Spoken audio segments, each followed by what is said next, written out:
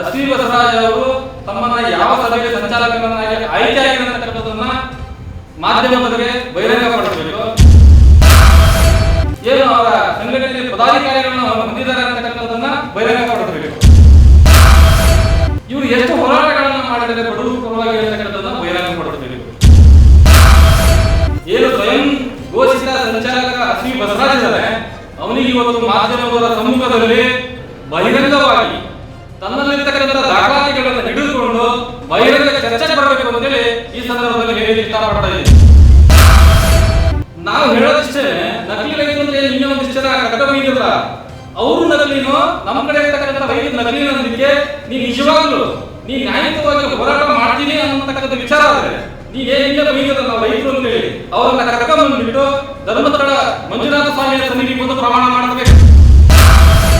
ಏನು ಸಂಘಟನೆ ಇದೀನಿ ಅಂತ ಹೇಳಿಕೊಂಡು ನೀನು ಸ್ವಯಂ ಘೋಷಿತ ಸಂಚಾಲಕನಾಗಿ ಈ ತಾಲೂಕಿನ ಅಧಿಕಾರಿಗಳಿಗೆ ದಬ್ಬಾಳಿಕೆ ಮಾಡ್ತಾ ಇದ್ದೀವಿ.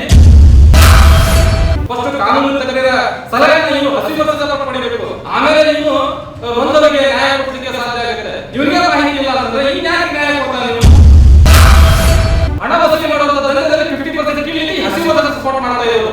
ಇವನು ನಿಜವಾಗ್ಲೂ ನಮ್ಮದವರ ಪರ ಹೋರಾಟ ಮಾಡ್ತಾ ಇಲ್ಲ, ಇವನು ದುಡ್ಡಿಗೋಸ್ಕರ ಶಾಮಿಯಾಗಿರ್ತಕ್ಕಂಥ ವ್ಯಕ್ತಿ. ಇವನು ನಕಲಿ ರೈತರಿಗೆ ಹೇಳಿಕೆ ಕೊಟ್ಟಿದ್ದಾರೆ, ಅದು ನಿಜವಾಗ್ಲೂ ತಪ್ಪು, ಗೊತ್ತಿಲ್ಲ. ನಾನು ಹೇಳಿಕೆ ಕೊಟ್ಟಿದ್ದೆ ಕ್ಷಮೆ ಕೇಳಬಹುದು. ಇಲ್ಲದೆ ಹೋದರೆ ಮುಂದಿನ ದಿನಮಾನದಲ್ಲಿ ಇದು ಬೇರೆ ರೀತಿಯ ಸ್ವರೂಪವನ್ನು ಪಡೆಯುತ್ತೆ ಅಂತ ಹೇಳಿ ಇಷ್ಟಪಡ್ತಾ ಇದ್ದೀವಿ. ಮಾತಾಡ್ತಾ ಇದ್ದೀವಿ. ಏನೋ ನಿನ್ನೆ ದಿನ ಒಂದು ಮಾಧ್ಯಮದಲ್ಲಿ ವರದಿ ಬಂದಿದೆ.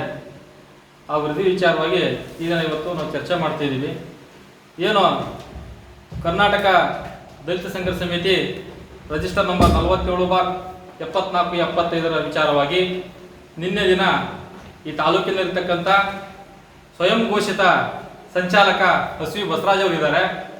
ಇವರು ಈ ಸಂಘದ ವಿಚಾರವಾಗಿ ಒಂದಿಷ್ಟು ಮಾಧ್ಯಮದ ಜೊತೆ ಹಂಚಿಕೊಂಡಿದ್ದಾರೆ.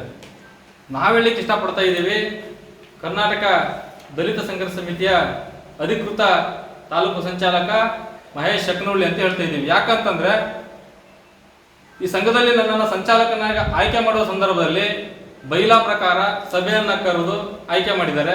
ಜಿಲ್ಲಾ ಅಧ್ಯಕ್ಷರು ನಮಗೆ ನೇಮಕಾತಿಯನ್ನ ಮಾಡಿದ್ದಾರೆ, ಅವರಿಗೆ ಅಂತಿಮವಾಗಿ ಅನುಮೋದನೆ ನೀಡಿದ್ದಾರೆ. ಆದರೆ ಅಶ್ವಿ ಬಸವರಾಜ್ ಅವರು ತಮ್ಮನ್ನ ಯಾವ ಸಭೆಯಲ್ಲಿ ಸಂಚಾಲಕನನ್ನಾಗಿ ಆಯ್ಕೆ ಆಗಿದೆ ಅಂತಕ್ಕಂಥದ್ದನ್ನ ಮಾಧ್ಯಮದವರಿಗೆ ಬಹಿರಂಗಪಡಿಸಬೇಕು. ಮತ್ತೆ ಈ ತಾಲೂಕಿನಲ್ಲಿ ಅವರು ಎಷ್ಟು ಏನು ಅವರ ಸಂಘಟನೆಯಲ್ಲಿ ಪದಾಧಿಕಾರಿಗಳನ್ನ ಹೊಂದಿದ್ದಾರೆ ಅಂತಕ್ಕಂಥದ್ದನ್ನ ಬಹಿರಂಗಪಡಿಸಬೇಕು. ಮತ್ತೆ ಅದರ ನಂತರದಲ್ಲಿ ಇವರು ಎಷ್ಟು ಹೋರಾಟಗಳನ್ನ ಮಾಡಿದ್ದಾರೆ ಬಡವರು ಪರವಾಗಿ ಅಂತಕ್ಕಂಥದ್ದನ್ನ ಬಹಿರಂಗಪಡಿಸಬೇಕು. ಇದರ ಜೊತೆಗೆ ಏನು ಇವರು ನಕಲಿ ಅಸಲಿ ಅನ್ನೋ ಪದವನ್ನ ಬೇಕಾಬಿಟ್ಟಿಯಾಗಿ ಹೇಳಿಕೆ ಕೊಡ್ತಾ ಇದ್ದಾರೆ. ಅದಕ್ಕೆ ನಾನಿವತ್ತು ಅವರಿಗೆ ನೇರವಾಗಿ ಹೇಳಿಕ್ಕೆ ಇಷ್ಟಪಡ್ತೇನೆ. ಅಶ್ವಿ ಬಸವರಾಜ್ ಅವರಿಗೆ ಏನು ಸ್ವಯಂ ಘೋಷಿತ ಸಂಚಾಲಕ ಅಶ್ವಿ ಬಸವರಾಜ್ ಇದ್ದಾನೆ, ಅವನಿಗೆ ಇವತ್ತು ಮಾಧ್ಯಮದವರ ಸಮ್ಮುಖದಲ್ಲಿ ಬಹಿರಂಗವಾಗಿ ತನ್ನಲ್ಲಿರ್ತಕ್ಕಂಥ ದಾಖಲಾತಿಗಳನ್ನು ಹಿಡಿದುಕೊಂಡು ಬಹಿರಂಗ ಚರ್ಚೆಗೆ ಬರಬೇಕು ಅಂತೇಳಿ ಈ ಸಂದರ್ಭದಲ್ಲಿ ಹೇಳಿಕ್ಕೆ ಇಷ್ಟಪಡ್ತಾ ಇದ್ದೀನಿ. ಬಹಿರಂಗ ಚರ್ಚೆಗೆ ಬರಬೇಕು. ಮತ್ತೆ ಮತ್ತೊಂದು ಹೇಳಿಕೆಯನ್ನು ನೀಡಿದ್ದಾರೆ, ಈ ತಾಲೂಕಲ್ಲಿ ನೊಂದರ ಪರವಾಗಿ ಹೋರಾಟ ಮಾಡ್ತಾ ಇದ್ದೀನಿ ನಾನು ಅಂತ ಹೇಳ್ತಾ ಇದ್ದೀನಿ. ಇವತ್ತು ಏನು ಶಂಕರಿಕೊಪ್ಪ ಗ್ರಾಮದ ಇನಾಮ್ ಭೂಮಿ ವಿಚಾರವಾಗಿ ಏನು ಕರ್ಕಬಂದಿದ್ದ ಒಂದಿಷ್ಟು ಜನರನ್ನ ಸುಳ್ಳು ಹೇಳಿಕೆ ಏನು ಬಲಾಢ್ಯರ ಪರವಾಗಿ ಕರ್ಕೊಂಬಂದಿದ್ದಾನೆ. ನಿಜವಾಗ್ಲೂ ರೈತರು ಅಂತ ಹೇಳ್ತಾ ಇದ್ದಾನಲ್ಲ, ಫಸ್ಟ್ ಅವನು ಯಾವುದೇ ಒಂದು ಸಮಸ್ಯೆಯನ್ನ ಹೇಳುವಾಗ ಫಸ್ಟ್ ಆ ಸಮಸ್ಯೆಯನ್ನ ಸಂಪೂರ್ಣ ತಿಳ್ಕೊಳ್ಬೇಕು. ಅವನಿಗೆ ನಾಲೆಜ್ ಇಲ್ಲ ಅಂತಂದ್ರೆ ನಮ್ಮ ಸಮಿತಿಲಿ ಕಾರ್ಯಾಗಾರ ಮಾಡ್ತಾ ಇರ್ತೀವಿ ನಾವು 2 ತಿಂಗಳಿಗೊಮ್ಮೆ 3 ತಿಂಗಳಿಗೊಮ್ಮೆ. ದಯಮಾಡಿ ನಮ್ಮ ಕಾರ್ಯಾಗಾರದಲ್ಲಿ ಅಶ್ವಿ ಬಸವರಾಜ ಬಂದು ಪಾಲ್ಗೊಳ್ಳಿ. ಆವಾಗ ಅವನಿಗೆ ಅರ್ಥ ಆಗುತ್ತೆ ಪರಿಸ್ಥಿತಿ ಏನು, ಯಾವ ರೀತಿ ನಿರ್ವಹಣೆ ಮಾಡಬೇಕು, ಸಮಸ್ಯೆಗಳನ್ನ ಹೆಂಗೆ ಕೇಳಬೇಕು, ರೈತರನ್ನ ಅದನ್ನ ಅರ್ಥ ಮಾಡಿ ಕೇಳೋದೇನು, ದಾಖಲಾತಿನ ಹೇಗೆ ಓದಬೇಕು ಅನ್ನೋದಕ್ಕೆ ನಾವು ಕಲ್ಸ್ಕೊಡ್ತೀವಿ ನಮ್ಮ ಸಂಘಟನೆಯಲ್ಲಿ. ಅವನಿಗೆ ಸ್ವಯಂ ಘೋಷಿತ ಅವನಿಗೆ ಯಾವುದು ನಾಲೆಜ್ ಇಲ್ಲ, ಇದ್ರ ಮೇಲೆ ಅರ್ಥ ಆಗ್ತಾ ಇದೆ. ನೊಂದವರ ಪರವಾಗಿ ಅಂತ ಹೇಳ್ತಾ ಇದ್ದಾರಲ್ಲ, ಇಲ್ಲಿ ನೊಂದವರು ಯಾರು, ರೈತರ ಅಥವಾ ಆ ಪ್ರಭಾವಿ ಗ್ರಾಮಸ್ಥರ ಅನ್ನತಕ್ಕಂಥದ್ದನ್ನ ಅವರು ಫಸ್ಟ್ ತಿಳ್ಕೊಳ್ಬೇಕು. ಇಲ್ಲಿ ನಕಲಿ ರೈತರು ಅಂತ ಹೇಳ್ತಾನೆ. ನಾವು ಹೇಳೋದಿಷ್ಟೇನೆ, ನಕಲಿ ರೈತರು ಅಂತ ಏನು ನಿನ್ನೆ ಒಂದಿಷ್ಟು ಜನ ಕರ್ಕೊಂಬಂದಿರಲ್ಲ, ಅವರು ನಕಲಿನೋ ನಮ್ಮ ಕಡೆ ಇರ್ತಕ್ಕಂಥ ರೈತರು ನಕಲಿನ ಅನ್ನಲಿಕ್ಕೆ ನೀ ನಿಜವಾಗ್ಲು ನೀ ನ್ಯಾಯಯುತವಾಗಿ ಹೋರಾಟ ಮಾಡ್ತೀನಿ ಅನ್ನತಕ್ಕದ್ದು ವಿಚಾರ ಆದ್ರೆ ನಿನ್ನೆ ಬೈದಿಲ್ಲ ನಾವು ರೈತರು ಅಂತೇಳಿ ಅವರನ್ನ ಕರ್ಕೊಂಬಂದ್ಬಿಟ್ಟು ಧರ್ಮಸ್ಥಳ ಮಂಜುನಾಥ ಸ್ವಾಮಿಯ ಸನ್ನಿಧಿಗೆ ಬಂದು ಪ್ರಮಾಣ ಮಾಡಿಸ್ಬೇಕು. ಏನು ಆ ಬರವರ್ದಾರ ರಮೇಶ್ ನಾಡಗೇರಿದ್ದಾನೆ, ಆ ಖಾತೆದಾರರು ಅಂತ ಏನು ಹೇಳಿಕೆ ಕೊಡ್ತೀವಿ ಕಾಶಿಬಾಯಿ ಕೃಷ್ಣಮೂರ್ತಿ ಅಂತಕ್ಕಂಥವ್ರಿಗೆ ಅವ್ರು ನಿಜವಾಗ್ಲೂ ಆ ಭೂಮಿ ಉಳುಮೆ ಮಾಡಿದಾರೆ ಅಂತಕ್ಕಂಥದ್ದನ್ನ ನೀವು ಸಾಬೀತುಪಡಿಸ್ಬೇಕನ್ನೋದಾದ್ರೆ ನೀನು ಬಾ ಧರ್ಮಸ್ಥಳ ಮಂಜುನಾಥ ಸ್ವಾಮಿ ಸನ್ನಿಧಿ ಬಂದು ಪ್ರಮಾಣ ಮಾಡಿಸು, ನಾನು ಇಷ್ಟು ವರ್ಷ ಅದನ್ನು ಉಳುಮೆ ಮಾಡಿದ್ದೀನಿ ಅಂತೇಳಿ. ಸುಮ್ಮನೆ ಧಮಕಿ ಹಾಕ್ಲಿಕ್ಕೆ, ಯಾವುದೋ ಒಬ್ಬ ದೊಡ್ಡವರ ಪರವಾಗಿ ಹೋರಾಟ ಮಾಡ್ಲಿಕ್ಕೆ, ನಿನ್ನ ಬೆಳೆ ಬೇಯಿಸ್ಕೊಳ್ಲಿಕ್ಕೆ ರೈತರಿಗೆ ನೀನು ಧಮಕಿ ಹಾಕೋದು, ಹೆದರಿಸೋದು, ಮತ್ತೆ ಏನು ಸಂಘಟನೆಯಲ್ಲಿ ಇದೀನಿ ಅಂತ ಹೇಳ್ಕೊಂಡು ನೀನು ಸ್ವಯಂ ಘೋಷಿತ ಸಂಚಾಲಕನಾಗಿ ಈ ತಾಲೂಕಿನ ಅಧಿಕಾರಿಗಳಿಗೆ ದಬ್ಬಾಳಿಕೆ ಮಾಡ್ತಾ ಇದ್ದಿ. ಯಾಕೆ ಅವತ್ತು ಏನೋ ಈ ಶಂಕರಪ್ಪ ಗ್ರಾಮ ಸಂಬಂಧಪಟ್ಟಂಗೆ ಈ ಇನಾಮಭೂಮಿ ವಿಚಾರವಾಗಿ ಅಲ್ಲಿರ್ತಕ್ಕಂಥ ಮಾಜಾರಿ ನಡೀತಾ ಇತ್ತು. ಆ ಮಾಜಾರ್ ಸಂದರ್ಭದಲ್ಲಿ ಹಸಿ ಬಸವರಾಜ ಹಾಜರಿರ್ಲಿಲ್ಲ. ಹಾಗಾದ್ರೆ ಅವನು ಇದ್ದ, ಹಸಿ ಬಸವರಾಜನೂ ಇದ್ದ. ಏನ ಆ ಬಲಾಢ್ಯ ಕುಟುಂಬದ ಪರವಾಗಿ ಹಸಿ ಬಸವರಾಜ ಬಂದಿದ್ದ. ನಾವು ಕೂಡ ರೈತರ ಪರವಾಗಿ ಅಲ್ಲಿ ಹಾಜರಿದ್ವಿ. ಇಷ್ಟೆಲ್ಲ ಇದ್ದಾಗ ಅಲ್ಲಿರ್ತಕ್ಕಂಥ ಏನು ರಾಜಸ್ವ ನಿರೀಕ್ಷಕರು ದೀಪಕ್ ಅವರು ಇದ್ದಾರೆ, ಅವರು ದಾಖಲಾತಿಗಳನ್ನ ಆಧಾರವಾಗಿ ಅವರು ಏನು ತಹಶೀಲ್ದಾರಿಗೆ ಕೊಟ್ಟಿದ್ರು, ಅದರ ಆಧಾರವಾಗಿ ರಿಪೋರ್ಟ್ ಮಾಡಿದ್ದಾರೆ. ಅಲ್ಲಿರ್ತಕ್ಕಂಥ ಗ್ರಾಮಸ್ಥರ ಹೇಳಿಕೆಯನ್ನು ಪಡೆದಿದ್ದಾರೆ. ಮತ್ತೇನೋ ಬರವರ್ದಾರ ಕಾಶಿಬಾಯಿ ಅವರು ಇದಾರಲ್ಲ, ಅವರ ಮಗ ಇರ್ತಕ್ಕಂಥ ರಮೇಶ್ ನಾಡಿಗೇರ್ ಅವರ ಹೇಳಿಕೆಯನ್ನು ಕೂಡ ದಾಖಲಾತಿ ಮಾಡಿದ್ದಾರೆ. ಯಾಕೆ ಯಾವತ್ತು ನಾವು ಅನುಮಾನಾಸ್ಪದ ನೋಡ್ತಾ ಇದ್ದೀವಿ, ಅವನು ಸುಮ್ಮನೆ ಬೇಕಾಬಿಟ್ಟಿಯಾಗಿ ಬರೀದಾರೆ ಅಂತ ಹೇಳಿಕೆ ಕೊಡ್ತಾ ಇದ್ದಾನಲ್ಲ. ಫಸ್ಟ್ ಇವನು ಹಸಿ ಬಸವರಾಜ ಕಾನೂನು ತಿಳ್ಕೊಳ್ಳಿ. ಫಸ್ಟ್ ಕಾನೂನು ತಜ್ಞರ ಸಲಹೆಯನ್ನ ಇವನು ಹಸಿ ಬಸವರಾಜ ಪಟ್ಟು ಪಡಿಬೇಕು. ಆಮೇಲೆ ಇವನು ನೊಂದವರಿಗೆ ನ್ಯಾಯ ಕೊಡ್ಲಿಕ್ಕೆ ಸಾಧ್ಯ ಆಗುತ್ತೆ. ಇವನಿಗೆ ಮಾಹಿತಿ ಇಲ್ಲ ಅಂತಂದ್ರೆ ಇನ್ಯಾರಿಗೆ ನ್ಯಾಯ ಕೊಡ್ತಾನೆ ನೀವು? ಇಂಥ ಒಂದು ಪರಿಸ್ಥಿತಿ ಇದೆ. ಯಾಕೆ ಇಲ್ಲಿ ಬಲಾಢ್ಯರ ಪರವಾಗಿ ಅವನು ಇದಾನ ಅಂತಂದ್ರೆ ಈ ಕಾಶಿಬಾಯಿ ಕೃಷ್ಣಮೂರ್ತಿ ಇದಾರಲ್ಲ, ಕಾಶಿಬಾಯಿ ಕೃಷ್ಣಮೂರ್ತಿ ಮಗ ರಮೇಶ್ ನಾಡಿಗೇರ್ ಇದಾರಲ್ಲ, ಈ ಒಂದು ದಂಧೆ ಏನಪ್ಪಾ ಅಂತಂದ್ರೆ ಈ ಸರ್ಕಾರದ ಭೂಮಿಯನ್ನ ಮಾರಾಟ ಮಾಡೋದು ಒಂದು ದಂಧೆ. ಸರ್ಕಾರದ ಭೂಮಿ ಪಟೇಲ್ ಇನಾಮ್ ಮೀನ್ಸ್ ಅಂದ್ರೆ ಇದು ಸರ್ಕಾರದ ಭೂಮಿನೇ, ಸರ್ಕಾರದ್ದು. ಯಾವಾಗ 1963ರಲ್ಲಿ ಗ್ರಾಮ ಲೆಕ್ಕಾಧಿಕಾರಿ ಹುದ್ದೆ ರದ್ದತಿ ಕಾನೂನು ಬಂತು, ಆವಾಗ ಪಟೇಲ್ ಇನಾಮ್ ಕೊಟ್ಟಿರ್ತಕ್ಕಂಥ ಭೂಮಿ ಕೂಡ ಎಲ್ಲ ಭೂಮಿನೂ ಕೂಡ ಸರ್ಕಾರಕ್ಕೆ ಸೇರುತ್ತೆ. ಇದು ಅವನ ಸ್ವಂತ ಭೂಮಿ ಅಲ್ಲ. ನಾನು ಖಾತೆದಾರ ಅಂತ ಹೇಳ್ತಾನೆ. ಇವನಿಗೆ ಖಾತೆದಾರ ಅನ್ನಲಿಕ್ಕೆ ಉಳುಮೆ ಇದಾನ? ರಿಗ್ರೆಂಟ್ ಆಗಿದೆಯಾ ಇವನಿಗೆ? ಬೇಕಲ್ಲ. ಯಾವ್ದೇ ದಾಖಲಾತಿ ಇಲ್ಲ, ಸುಮ್ಮನೆ ಬೇಕಾಬಿಟ್ಟಿಯಾಗಿ ರೈತರ ಹತ್ರ ಹಣ ವಸೂಲಿ ಮಾಡ್ಲಿಕ್ಕೆ ಇವನು ಹೆದರ್ಸ್ತಾ ಇದ್ದಾನೆ. ಅವ ಹಣ ವಸೂಲಿ ಮಾಡುವಂತ ದಂಧೆದಲ್ಲಿ 50% ಕೀಳ್ಲಿಕ್ಕೆ ಹಸಿ ಬಸವರಾಜ ಸಪೋರ್ಟ್ ಮಾಡ್ತಾ ಇರೋದು.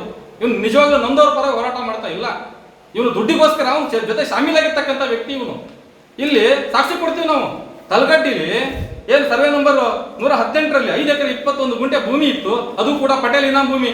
ಆ ಪಟೇಲ್ ಇನಾಮ್ ಭೂಮಿಯನ್ನ ಈ ಕಾಶಿಬಾಯಿ ಇದಾರಲ್ಲ, ಕಾಶಿಬಾಯಿ ಸಿಗೆ ರಮೇಶ್ ನಾಡಿಗೇರ್ ಅವ್ರ ತಾಯಿ ಹೆಸರಿ ಮಾಡಿ ಮಾರಾಟ ಮಾಡಿದಾನಲ್ಲಿ.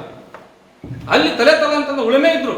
ಅಲ್ಲಿರ್ತಕ್ಕಂಥ ರೈತ ಈ ಕಾಶಿಬಾಯಿ ಅವರ ಗಂಡನ ಕಡೆಯಿಂದ ಕ್ರಯಪತ್ರ ಕೂಡ ರಿಜಿಸ್ಟರ್ ಮಾಡ್ಕೊಂಡಿದ್ದಾನೆ, ದಾಖಲಾತಿ ಇದೆ.